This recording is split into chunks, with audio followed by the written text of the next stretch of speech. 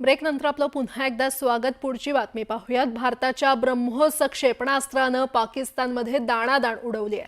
भारताच्या ब्रह्मोस मिसाईलचा डंका आता जगभर गाजतोय आणि अशातच भारत आपली ताकद आणखी वाढवण्याच्या प्रयत्नात आहे। भारतानं काही दिवसांपूर्वी हायपरसॉनिक इंजिनचं यशस्वी परीक्षण केलं आणि यामुळे भारताच्या भविष्यात खरं तर सुपरसॉनिक क्षेपणास्त्राची ताकद जमा होऊ शकते।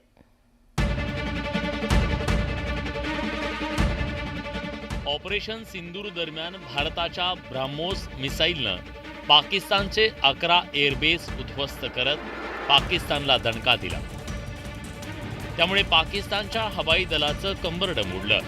आता ऑपरेशन सिंदूर नंतर भारत थांबलेला नाही, तर भारत आपली ताकद वाढवू लागला।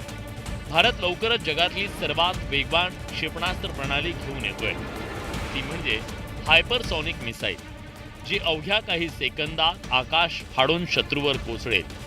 हायपरसॉनिक मिसाईल ही केवळ ताकद नाही, तर भारताच्या नवीन शस्त्रसज्जतेची सुरुवात आहे।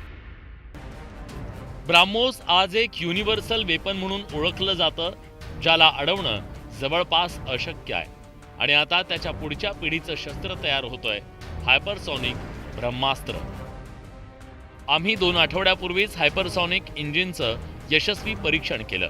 लवकरच मॅच 5 म्हणजेच आवाजाच्या 5 पट वेगानं जाणारं मिसाईल जगासमोर सादर करू, अशी घोषणा DRDOचे माजी महासंचालक आणि ब्रह्मोस एरोस्पेसचे माजी प्रमुख डॉक्टर सुधीर मिश्रा यांनी केली आहे।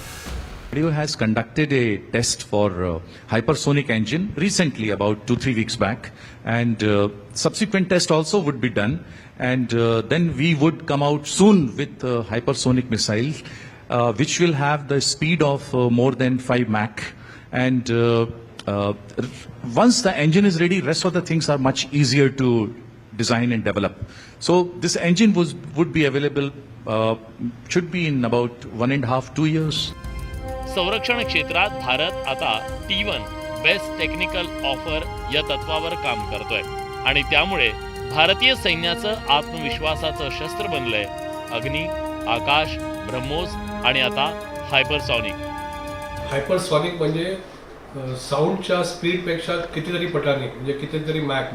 आपण पाहतो की ब्रह्मोस आपल्याकडे आहे, मॅक 3 आहे, हे 6 to 7 मॅक पर्यंत जाईल।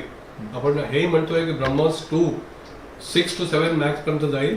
हायपरसॉनिक इंजिनचं टेस्टिंग झालेलं आहे आणि लवकरात लवकर मिसाईल पण तयार होऊन ते इंटिग्रेट होऊन आपण हायपरसॉनिक मिसाईल जरूर बनवू। पाकिस्तान अजूनही जुने मिसाईल आणि शस्त्राच्या भरोशावर आहे, पण भारत आता हायपरसॉनिक मिसाईल्स विकसित करणार आहे। त्यामुळे भविष्यात भारतीय लष्कराला 12 हत्तींचं बळ मिळणार आहे। ब्युरो रिपोर्ट, न्यूज 18 लोक।